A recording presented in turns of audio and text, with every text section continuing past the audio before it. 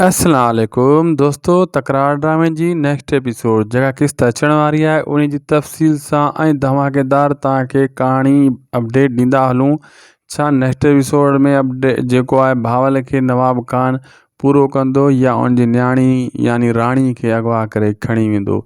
छा भावल जे मथां हथियार हलाईंदो नवाब खान? छा नेक्स्ट एपिसोड में मीर ऐं आशू जी मतिलबु वेड़ थींदी, पाण में झेड़ो थींदो, या मीर नेक्स्ट एपिसोड में मूसा खे छॾाइण में कामयाब थी वेंदो?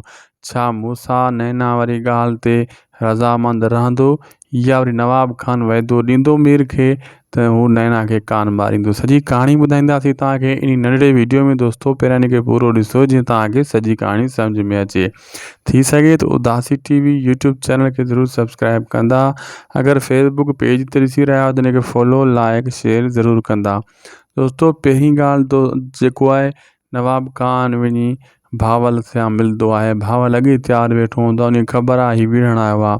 हिक ॿिए खे ॾाढियूं धमकियूं ॾींदा आहिनि ऐं आख़िर में नवाब खान इहा धमकी ॾींदो आहे भावल खे, जंहिंसां तूं पंहिंजी न्याणी जो रिश्तो कराईंदे त मां उन जे घोट खे अॻे मारे छॾींदुमि। छाजे करे भावल इहा ॻाल्हि कंदो आहे त मूंसां खे तूं आज़ादु कर त मां पंहिंजी न्याणी सां उनजी शादी कराईंदुमि।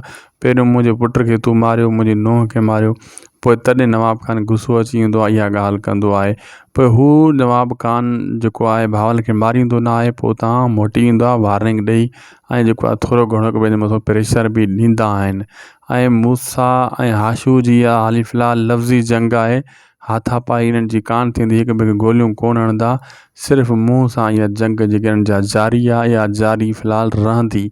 बाक़ी नवाब खान सां मीर मुलाक़ात कंदो ऐं उन सां सॼी प्लैनिंग कंदो त नैना खे तूं कोन मारींदे गारंटी ॾींदे, मूसा खे बि कोन मारींदे गारंटी ॾींदे। पोइ जेको आहे नैना तुंहिंजे हवाले कंदासीं ऐं नैना सां बि मीर मिलंदो ऐं उन खे बि रज़ामंद कंदो। उन खे चवंदो अगरि मूसा जी जान बचाइणी आहे त पोइ तूं क़ुर्बानी ॾे मोहबत में मूसा जी में ऐं नवाब खान वटि हली वञ। ठीकु आहे दोस्तों, ख़ुदा हाफ़िज़।